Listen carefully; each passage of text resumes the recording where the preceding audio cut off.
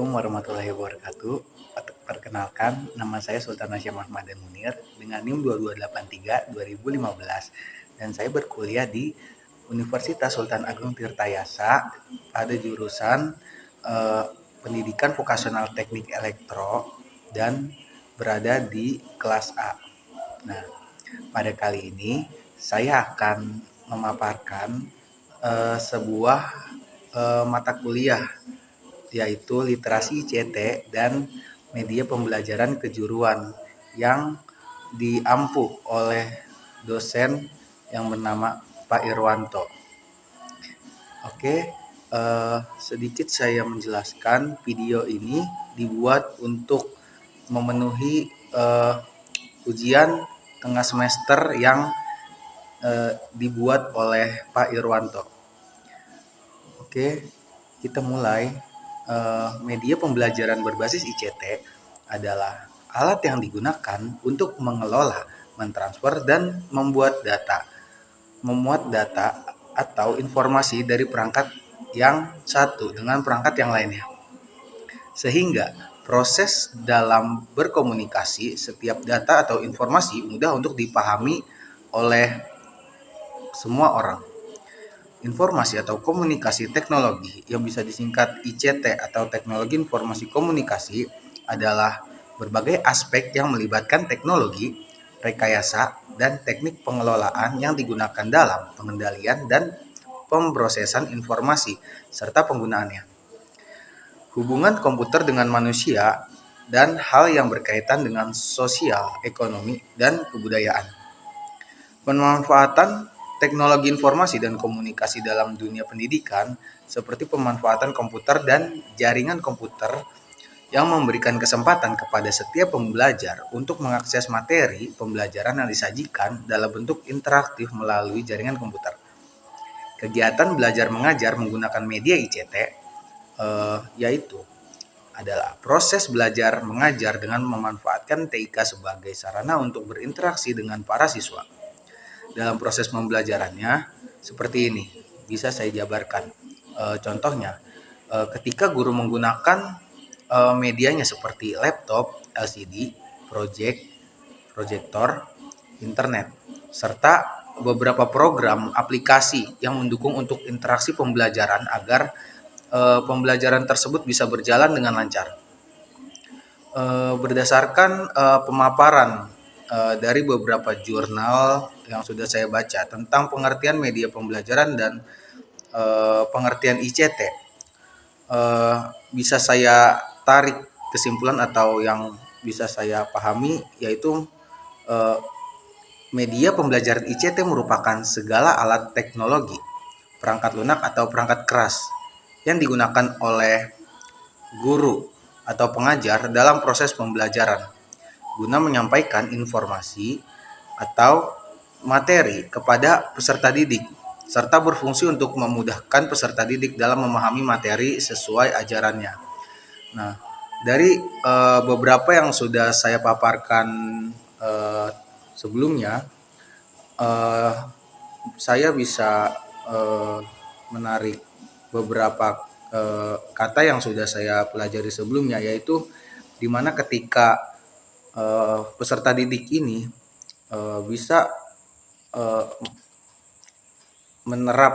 menyerap ilmu dari gurunya ini dengan banyak hal-hal yang mereka pahami. Contohnya, ada beberapa orang yang gampang paham atau mudah paham ketika ia melihat gambar atau melihat objek visual dengan mata. Nah, lalu ada beberapa peserta didik yang ketika dijabarkan melalui musik atau melalui pendengaran, mereka akan lebih paham.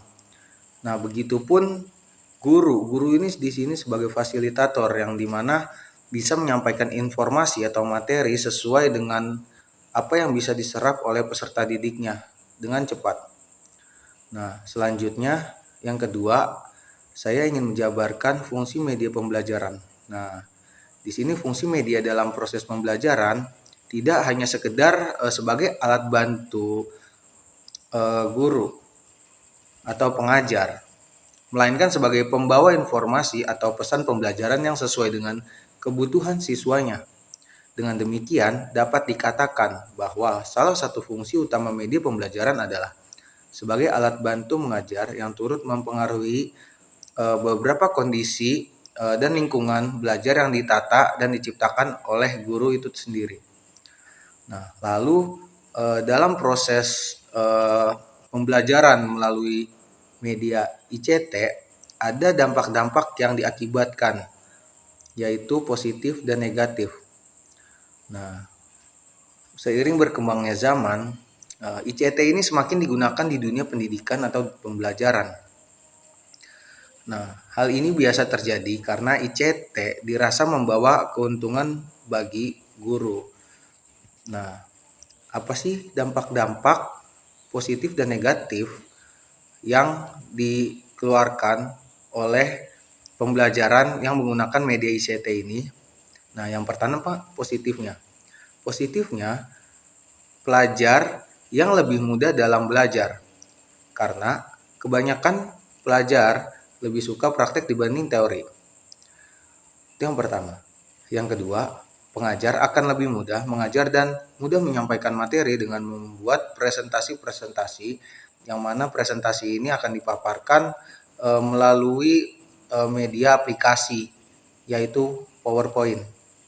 Nah, yang ketiga, bagi pengajar maupun pelajar, pemberian dan penerimaan materi atau tugas tidak harus bertatap muka, melainkan bisa dengan daring.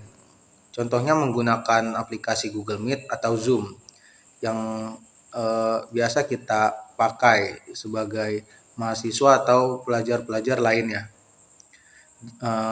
Bisa juga jika guru sedang berhalangan atau jika dosen sedang berhalangan tidak dapat memberikan materi atau pelajaran di hari itu, beliau bisa tetap dapat memberikan tugas melalui email.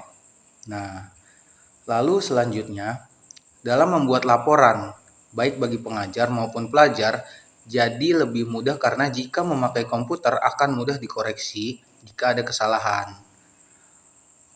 Nah, untuk selanjutnya, ada dampak negatif yang diberikan oleh media pembelajaran berbasis ICT ini, yaitu yang pertama, pelajar yang menggunakan ICT hanya bisa dilakukan oleh sekolah yang mampu. Dalam artian, dalam penggunaan ICT ini ada beberapa biaya finansial yang harus dikeluarkan karena memakai media-media elektronik yang bisa dibilang harganya sedikit mahal. Nah, bagi sekolah-sekolah yang kurang mampu atau ketinggalan dan siswanya akan kesulitan jika mereka masuk ke sekolah lanjutannya di kota besar yang telah sering menggunakan media pembelajaran ICT.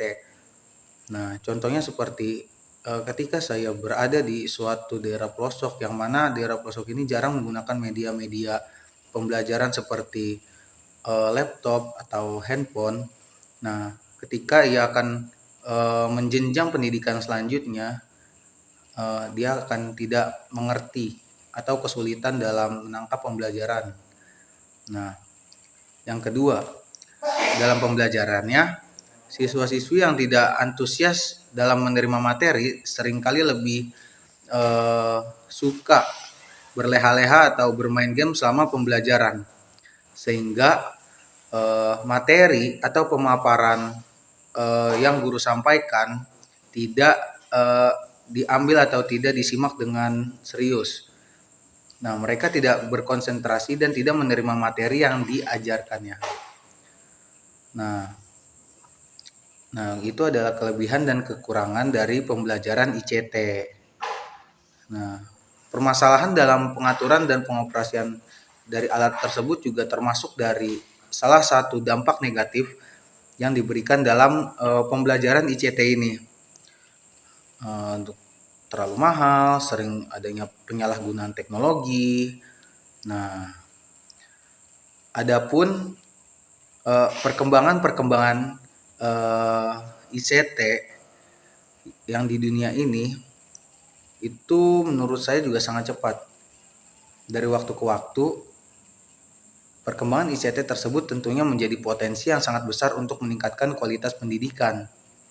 Nah, bisa disimpulkan, yang saya simpulkan tadi yaitu merupakan salah satu teknologi informasi menyampaikan tentang segala hal yang tak terbatas. Nah, media ini bisa menyampaikan apapun dalam hitungan detik dan bahkan dengan sekejap mata pun kita bisa mendapatkan informasi yang terbaru. Nah, maka hal ini dapat dimanfaatkan untuk kepentingan pengembangan pendidikan yang tidak lagi dibatasi oleh ruang dan waktu. Menurut saya tentunya hal tersebut akan menjadi tantangan yang terbesar bagi guru karena dituntut untuk mengerti, memahami, mengoperasikan dan mengeksplor ICT dengan baik sehingga dapat diaplikasikan dalam sebuah pembelajaran yang mana pembelajaran ini melalui media ini akan disampaikan kepada siswa atau siswi kitanya nanti. Nah, di samping itu guru juga harus berpikir lebih kreatif, inovatif, dan berwawasan luas sehingga dapat meningkatkan kualitas pembelajarannya. Nah, itu adalah beberapa yang bisa saya sampaikan dan beberapa saya simpulkan bahwa media pembelajaran ICT ini sangat penting untuk dipahami agar menambah wawasan untuk terjun ke dunia pendidikannya nanti.